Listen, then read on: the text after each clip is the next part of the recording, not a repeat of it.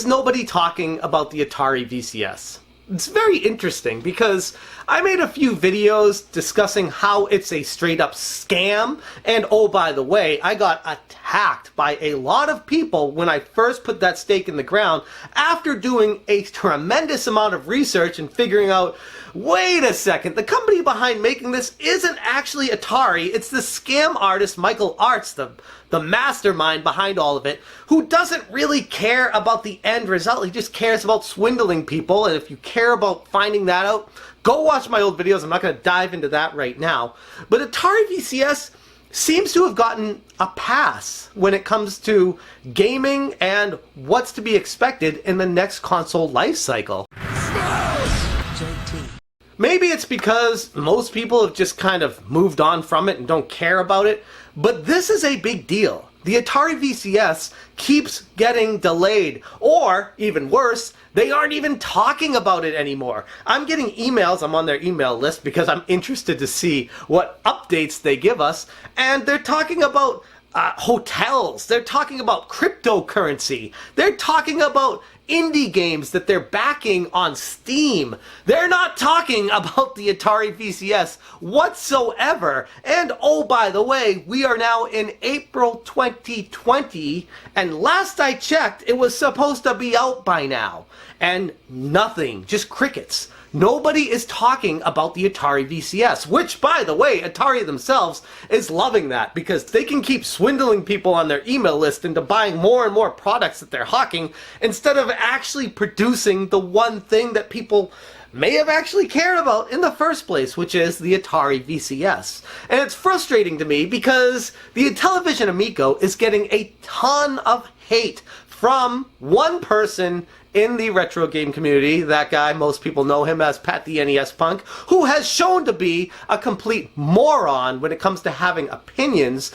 He'll go after the Intellivision Amico because he knows that will get clicks, instead of bringing his viewers facts about what the reality actually is. The Intellivision Amico, a real console that is not Indiegogo related. It's not being backed by Kickstarter. It's made by Tommy Tallarico and a team of professionals that already exists, and it's coming to market October 2020. That is a big deal. It's exciting for people in the gaming community to be able to play a new console. Tommy is releasing tons of new videos about these games, and yes, you can be critical about them all they want, but the problem is, the games exist. They're making them. They're working hard behind the scenes on these games to make them as enjoyable and exciting and worthwhile as they can. Whereas the Atari VCS is nothing but vaporware at this point. They've sent a couple CPU pictures from China, which, oh by the way, Atari VCS probably the most happy about COVID-19 because they have the best reason in the world to postpone this launch. Oh, we got this thing going on. We can't work with China right now because the Atari VCS is being made there and manufactured there, and now with the COVID-19, all this stuff, we can't actually do that, so we need to delay it even more. But while we're delaying it, here's all these other things we're selling to you instead of actually producing the product that they told everybody they were going to make. I knew the Atari VCS was not going to be coming out on time. In fact, in my videos, I even talked about this. I was like, it will come out eventually, but it's going to be a shell of what you expect it to be. And that is the biggest issue.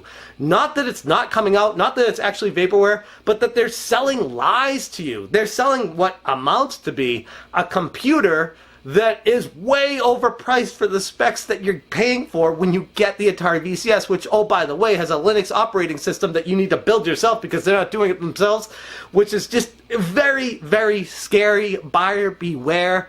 They are selling a dream. This is snake oil at its finest, and I should have known even more so. I shouldn't even blame myself because I've been plenty critical of them, but it should have been readily apparent when I reached out to their marketing team way back when this first came out. Mario Kroll and whatever Uber strategist was running with them, making so much money with the scam behind the scenes off of Atari VCS, getting paid backdoor tons of money, and then the way they treat people who are asking about it, where they called out Sean Long, RGT85, on their social media. They called me out on their social media. They called tons of people out instead of having a conversation like Tommy is doing and saying, hey, I get that you might be a little bit questionable about what we're doing here, and that's only natural. People are scared of change. People are scared of new things.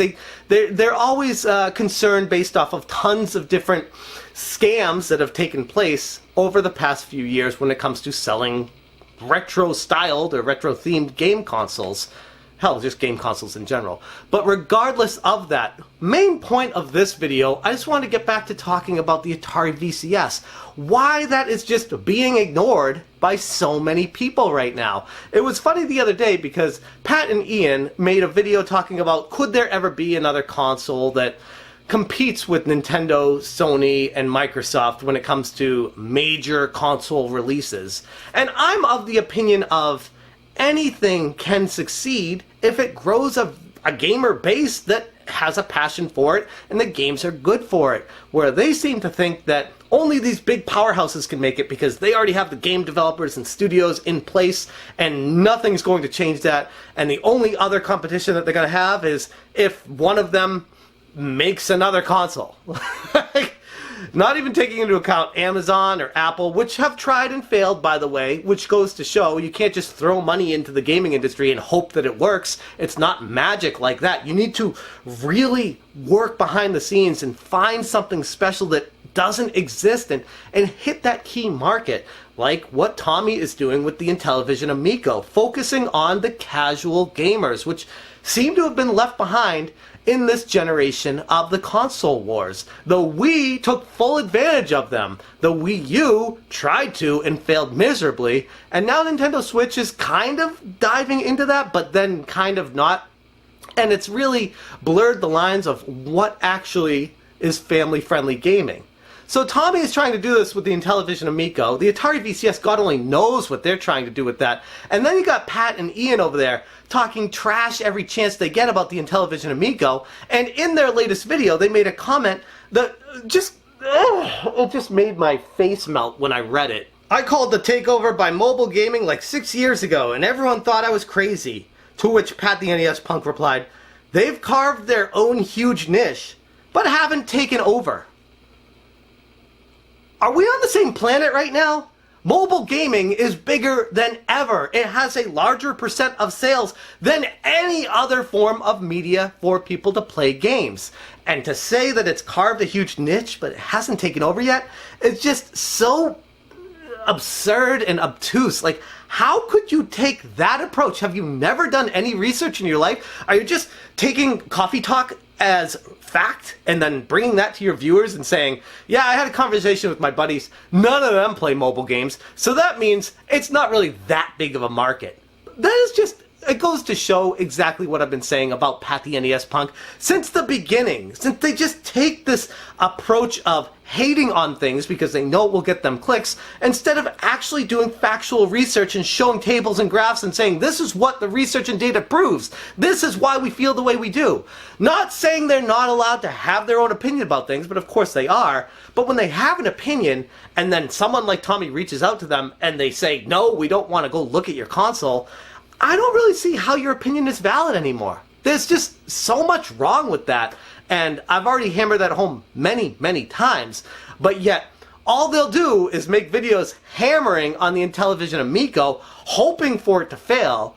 And once in a great while, they'll talk about the Atari VCS. Once in a great while, anybody on YouTube will talk about the Atari VCS. Because it's just kind of there. And people already know it's kind of a scam, and they don't really have much more to say about it. The Intellivision Amico isn't a scam. It's something that they're working on right now. It's real. It's something that is coming out this year. So, of course, it's more tangible to make fun of that, to rank on it, to attack it, because it's something that's actually happening. And I think that's exactly what the problem with all of this is. People want to hammer on something that actually exists instead of talking about the reality of how fraudulent a company like Atari is, that they're using their email list to blast out to people to buy cryptocurrency. What? It's completely mind-blowing and utterly ridiculous. Anyways, those are my thoughts on this entire situation. I know Chris, the Atari Creep, made a video talking about the Intellivision Amico and why people aren't talking about the Atari VCS. I thought it was a really good video, so I guess in a way, this video is a quasi-response to him. But also, in a way, wanted to call out certain YouTubers because it's frustrating how they can do whatever they want and just not feel any backlash for ignoring the reality of what exists out there. Anyways, I'm going to leave the video right there. Thank you so much for watching, and as always, you stay smashing.